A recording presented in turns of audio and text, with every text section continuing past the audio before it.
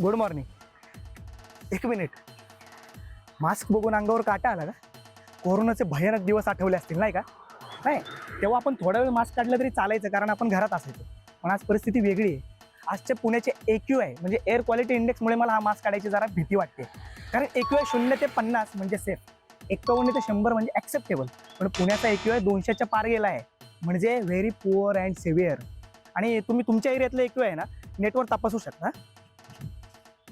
हां, जी लोक सकाळी जिमला किंवा व्यायामाला जात आहेत ना, त्यांनी फिटनेस अगोदर स्वतःच्या फुफ्फुसांवर लक्ष दिलं पाहिजे. कारण काय आहे, तुम्ही व्यायाम तर करताय, पण त्याचवेळी PM2.5 आणि PM10 हे मायक्रोकण थेट तुमच्या फुफ्फुसांमध्ये जात आहेत.